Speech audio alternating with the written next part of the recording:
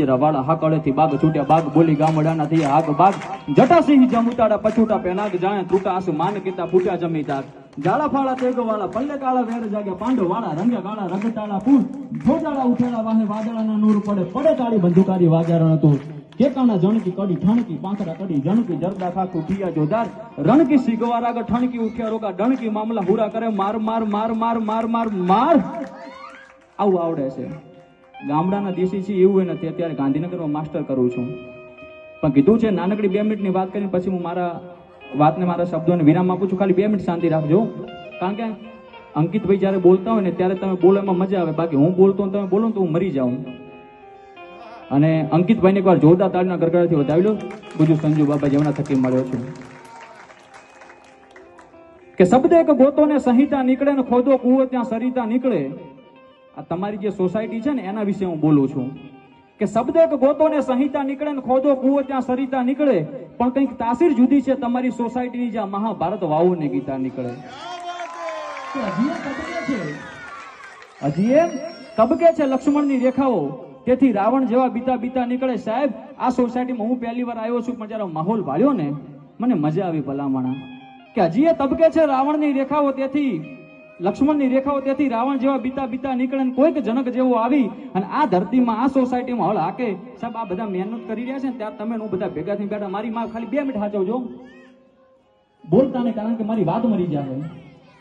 હજી એ તબકે છે લક્ષ્મણની રેખાઓ તેથી રાવણ જેવા બીતા બીતા નીકળે કોઈક જનક જેવો આવીને હળ હાકે તો સાહેબ તમારી ધરતીમાંથી આજે સીતા નીકળે શબ્દ ગોતો ને સીતા નીકળે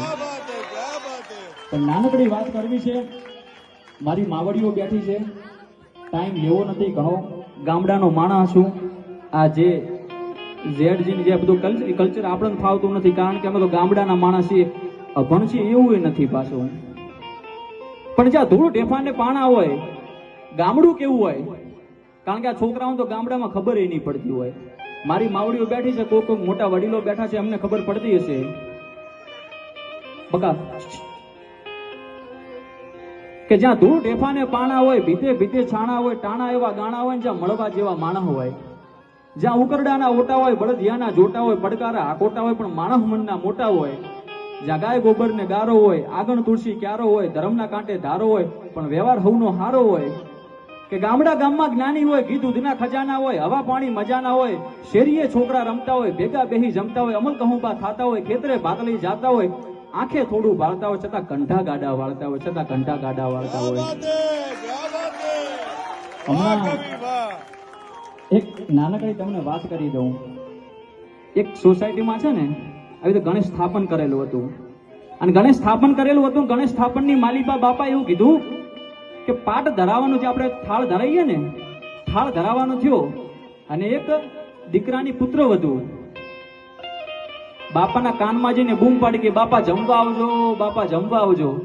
ત્યાં સોસાયટીના નાકાએ બેઠા બેઠા ના સસરાએ કીધું કે હવે પાટનો સમય થઈ ગયો છે આરતીનો સમય થઈ ગયો છે ભલામણા આને નહીં જમાડું તો ચાલશે બાકી તમારા મા બાપને હાચવી લેજો સાહેબ આ અમારું કેવું છે કારણ કે જો આપણી લ્યો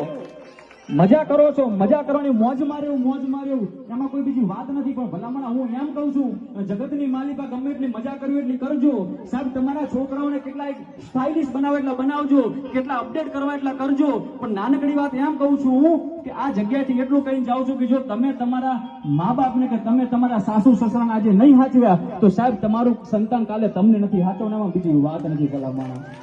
આ અહીંથી કહી દઉં કારણ કે આ ગણપતિનો સ્ટેજ છે છેલ્લે નાનકડી 2 શબ્દોની વાત કરવી છે કાલે મારો પ્રોગ્રામ હતો ગાંધીનગરમાં હકાપા ગઢવીને અમે બધા સાથે હતા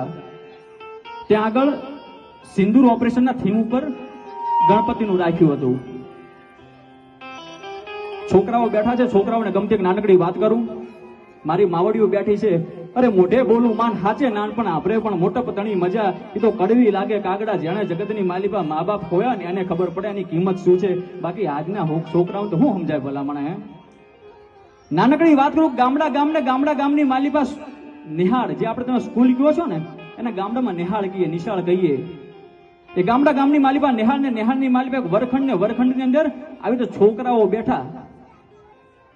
અને કોઈક અંકિતભાઈ જેવા કોઈક વડીલ જેવા કોઈક શિક્ષકે પૂછ્યું કે દીકરા ધ્વજની અંદર આપણે તિરંગો જોઈએ છે ને બધા ફ્લેગ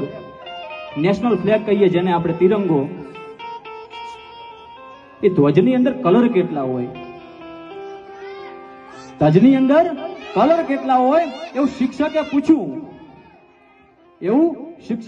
કોઈ છોકરો ઉભો થઈને બોલ્યો કે 1 કલર હોય, કોઈ છોકરો ઉભો થઈને બોલ્યો 2 કલર હોય, અરે કોઈ છોકરો ઉભો થઈને બોલ્યો 3 કલર હોય, અરે કોઈ છોકરો એમ બોલ્યો કે 4 કલર હોય. અને એમાં કહેવાય કે છેલ્લી પાટલી ઉપર એક છોકરો બેઠો બેઠો આહુડાની ધાર જાતી હતી અને એને શિક્ષકે થપાટ મારીને પૂછ્યું કે અહીંયા હું ભણાવું છું ને તારું ધ્યાન બીજે છે ભલામણા, અહીંયા હું ભણાવું છું ને તારું ધ્યાન બીજે છે. ચાલ બોલ, તિરંગાની માલિપા કલર કેટલા હોય છે, આપણા રાષ્ટ્રધ્વજની અંદર કલર કેટલા હોય છે? ત્યારે એ શિક્ષકની સામે છોકરાએ રડતી રડતી આંખે કીધું કે સાહેબ, આપણા રાષ્ટ્રધ્વજની અંદર તમે પૂછતા હો ને કલર કેટલા છે, તો હું એમ કહું છું કે 5 કલર હોય છે. અને 5 કલર જયારે સાંભળ્યા ને તો શિક્ષકે થપાટ મારી છોકરાના ગાલ ઉપર કે કલર 4 હોય તિરંગાની અંદર, આ 5મો કલર કોણ તારો બાપ લઈને આવ્યો છે? ત્યારે કહેવાય કે સાહેબ,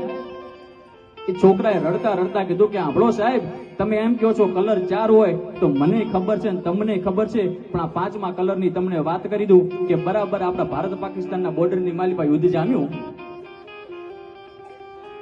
કહેવાય કે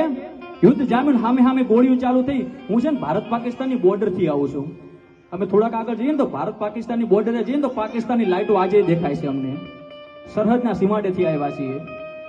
કે બરાબર કહેવાય કે ભારત પાકિસ્તાનનું યુદ્ધ જામ્યું, યુદ્ધની માલિપા મારો બાપ હતો ને એ કહેવાય કે હું નાનો હતો, 2 વર્ષનો. કેટલા? 2 વર્ષનો હું નાનો હતો.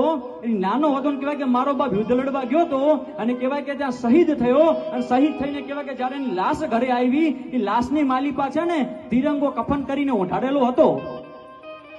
તિરંગો કફન કરીને ઓઢાડેલો હતો. અને કફન કરીને જે તિરંગો ઓઢાડેલો હતો તાર તો હું 2 વર્ષનો હતો, મને ખબર ના પડતી. પણ એ તિરંગાને કહેવાય કે મારી મમ્મીએ છે ને હાચવીને મૂકી દીધો. જયારે હું મોટો થયો ને તિરંગો મેં જોયો ને તો 5 કલર હતા. 5મો કલર મારા બાપના લોહીનો હતો. સાહેબ, કહેવાય કે આ ભારત દેશની માલિપા કેટલા લોકોએ લોહી રેડ્યા છે ને, ત્યારે તમે હું બેઠા બેઠા તાળીઓ પાડીએ છીએ. સંસ્કૃતિ ના ભૂલી જતા સાહેબ, એ સંસ્કૃતિ ના ભૂલી જતા. આવી બધી વાતો છે, મારે કઈ સમય લેવો નથી. પછી એક રેપ સોંગ એવું ને એવું કે ભલી વેંડારી કટારી લાંગા એનાથી કળા કબાણ હંભારી કચારી માય હોવે તો સંગ્રામ તારી હેમજરી નિસરી વનારા સત્ર વાકાહિયા અજાબિયા માંગે થારી દોધારી નામ પટી અટી ખાખ રાખે જમ ઢટી ગટી પાર દ્રષડવી સાત્ર વાકાહિયા રાખવા ધરમ બંબુડા રમતા થકે કંકુડા છે ગટી પાર હોડી રમી પાદેશારી નિસરી હરમ. અસ્તુ, ભારત માતાની જય. મજા આવી. આજે શું છે કે હોડી વચ્ચે હોપારી જે વધુ મારું, કારણ કે જિંદગીની માલિપા પહેલી વાર બોલ્યો છું. અંકિતભાઈનો ભાવ હતો. ફરી અંકિતભાઈને જોરદાર તાળીના ગણગણથી વધાવી લો. અને રીત નોખી, રિવાજ નોખા, મારા માટે તો શબ્દો જ કંકુને ચોખા. ફરીને ખૂબ ખૂબ આભાર. જય હિન્દ.